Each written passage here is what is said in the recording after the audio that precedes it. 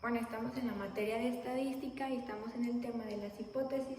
Las hipótesis básicamente son unas suposiciones y para este estudio necesitamos pues tener una media, un error estándar, una muestra y un nivel de confianza que prácticamente puede ser como cualquier valor, un 95, 99, 98%. Y siempre en el centro debe estar la media. En la parte de aquí es la zona de rechazo y donde está dentro del nivel de confianza es la zona de aceptación.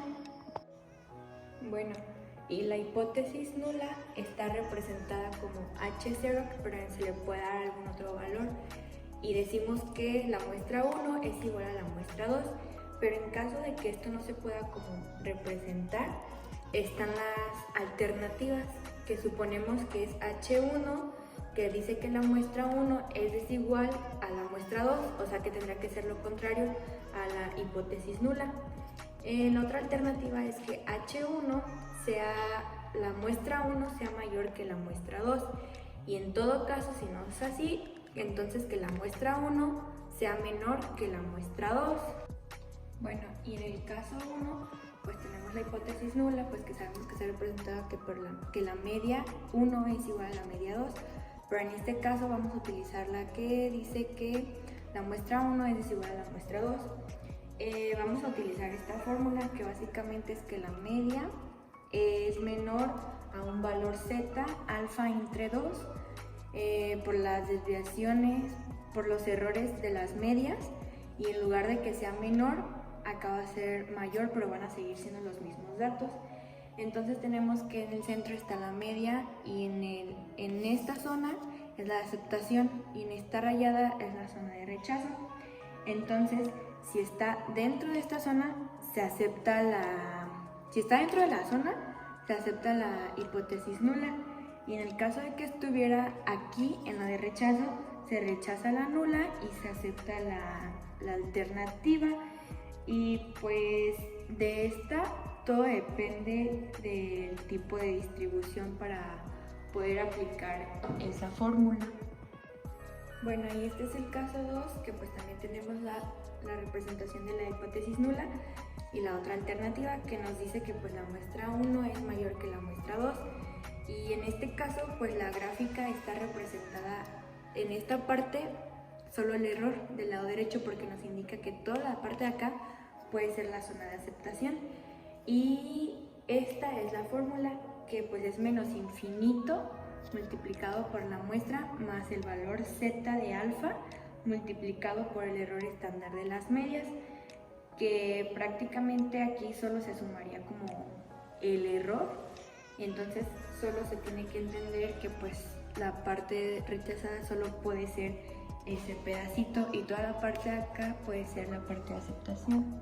3 también tenemos la hipótesis nula y la otra alternativa que nos dice que la muestra 1 es menor a la muestra 2. Entonces la gráfica se representa de esta forma. La media siempre va a ir en el centro, entonces nos dice que este lado izquierdo va a ser la zona de rechazo y toda la demás la zona de aceptación. Entonces se utiliza esta fórmula que dice que a la media de la población le vamos a restar el valor de z alfa multiplicado por el error de las medias hasta un valor infinito, y pues prácticamente ese sería el caso 3. Y algo que se me había pasado a comentarles es que el valor z se puede utilizar en cualquier hipótesis, pero también se puede utilizar el valor t-student, que ese se puede utilizar en las hipótesis también, pero solo se puede utilizar cuando la n sea menor o igual a 30 y se necesita que no se conozca la varianza poblacional o, en su caso, la desviación estándar de la población. Y bueno, el primer ejercicio que les voy a explicar es de proporciones. Para falta de espacio se los voy a leer, que dice: el viernes aumentó el precio de 11 acciones de una muestra aleatoria de 40 tomada de las 2.500 acciones negociadas en la Bolsa de Valores de Nueva York. En una muestra tomada el jueves de 60 acciones de la misma bolsa, 24 acciones avanzaron a un nivel alfa de 0.10.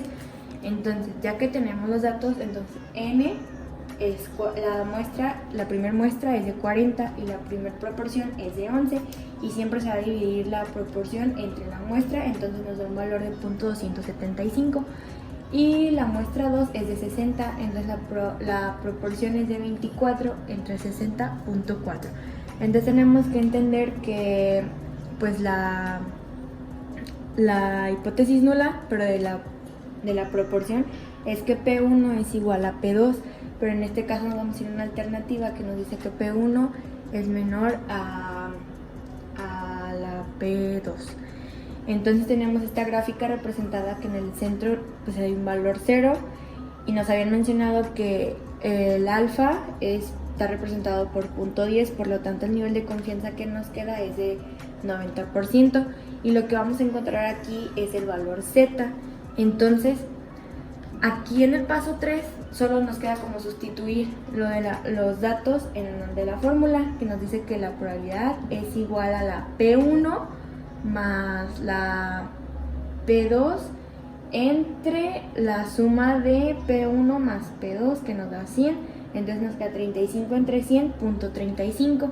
Entonces, para poder sustituir la otra fórmula tenemos que encontrar el valor de Q, que nos dice que es 1 menos la proporción, entonces es igual a 0.65. Y pasando aquí a la otra fórmula, también nos queda solo sustituir, que ponemos el valor que nos haya dado de la proporción menos por Q entre 1 menos 40 más 1 entre 60, que nos da 0.094. Y ahora lo que nos queda, que es lo que tenemos que encontrar desde un inicio, es el valor Z, pero tenemos que hacer todas las demás para encontrar el valor Z. Entonces tenemos que 0.275, que es lo de la probabilidad 1, menos lo de la probabilidad 2, entre el resultado que nos dio de este error, se podría decir, es igual a menos 1.2834. Por lo tanto, el valor de Z es menos 1.2834. Y bueno, este es el segundo ejercicio, que es de muestras pequeñas.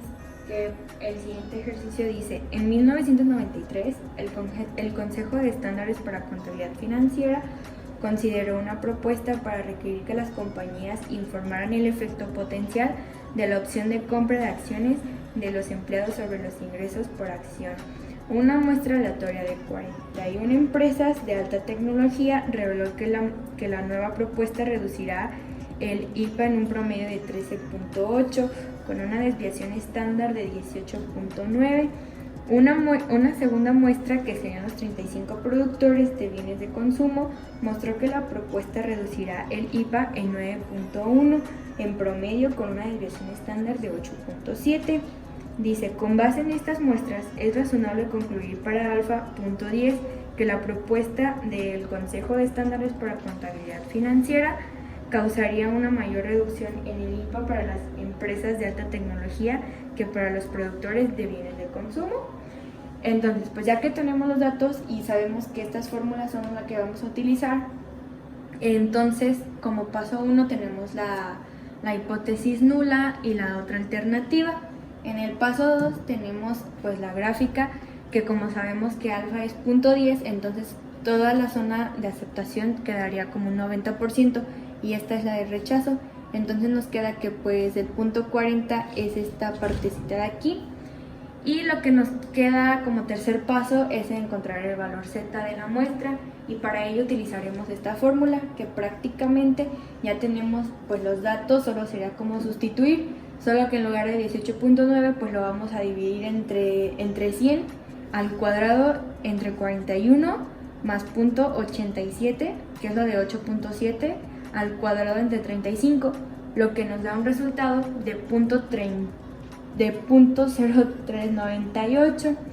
Entonces eso lo vamos a necesitar para el valor Z, que pues nos dice que es la media 1 menos la media 2. Entonces tenemos que es 0.138 menos 0.091, que es el 9.1, entre nuestro valor, que sería 0.3298. Nos da que Z es .3808. Entonces significa que nosotros teníamos, para que se aceptara esta hipótesis, tendría que caer estuviera en una zona de aceptación, tendría que estar dentro del punto 40, y pues nos da .3808, que lo podemos reducir como a .38, por lo tanto está en una zona de aceptación y se diría que nuestra hipótesis nula se podría aceptar. Y bueno, sería toda la explicación de los dos ejercicios, y pues espero y sea como un poco más entendible.